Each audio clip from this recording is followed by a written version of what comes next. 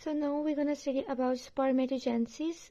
Spermatogenesis में हमारे पास जब भी like spermatogenesis का word आए, so it's mean production of sperms.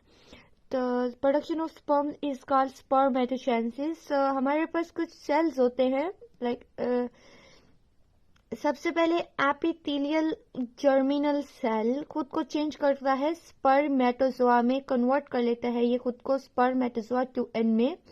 Then उसके बाद ये खुद को कन्वर्ट करता है. यहाँ पे हमारे पास होती है माइटोसिस होती है, ठीक है.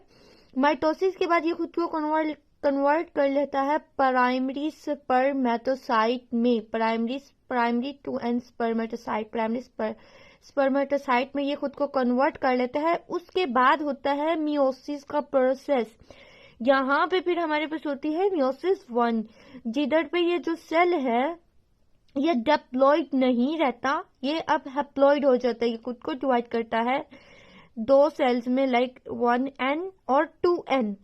उसके बाद यहाँ पे हमारे पास होती है सेकेंडरी स्पर्मेटोसाइट. फिर मेयोसिस 2 का प्रोसेस होता है जिसमें जो सेल है 4 पार्ट्स में डिवाइड हो जाता है और ये चारों हमारे पास 1n होते हैं, ठीक है. मियोसिस 1 होती है, then secondary spermatocyte, then meiosis 2, और फिर हमारे पास बनता है यहाँ पे हमारे पास स्पर्मेटोजेनेसिस का प्रोसेस कंप्लीट नहीं हो जाता और ना ही यहीं पे स्पर्म्स बन जाते हैं. यहाँ पे हमारे पास बनते हैं स्पर्मेटिड्स.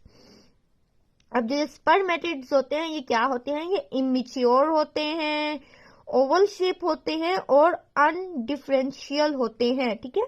स्पर्मेटिड्स हमारे पास इमेच्योर होते हैं, ओवल शेप होते हैं और अनडिफरेंशियल होते हैं.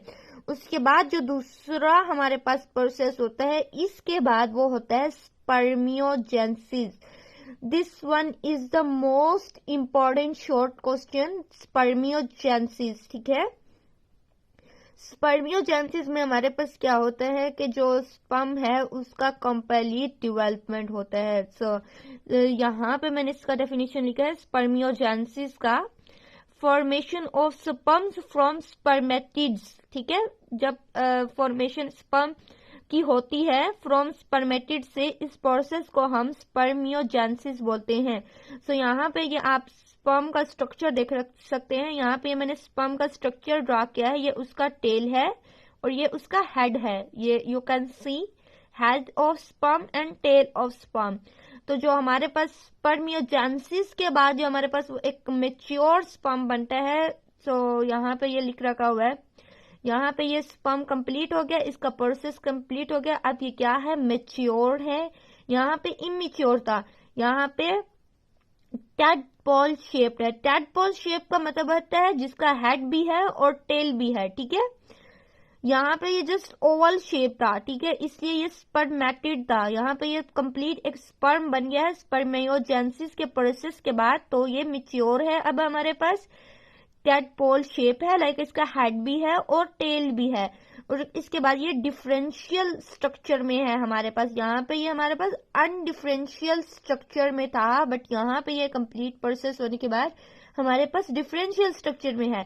तो यहाँ पे हमारे पास एक कंप्लीट जो है स्पर्म जो है वो बन चुका हुआ है. यहाँ तक स्पर्म, पहले हमारे पास ये जो यहाँ से लेके यहाँ तक का जो प्रोसेस है वो हमारे पास स्पर्मेटिड का फॉर्मेशन है. उसके बाद स्पर्मियोजेनेसिस का प्रोसेस होने के बाद हमारे पास जो है एक कंप्लीट स्पर्म बनता है. और इस ओवरऑल प्रोसेस को हम बोलते हैं दैट इज कॉल्ड स्पर्मेटोजेनेसिस, ठीक है. इस पूरे प्रोसेस को हम बोलते हैं स्पर्मेटोजेनेसिस.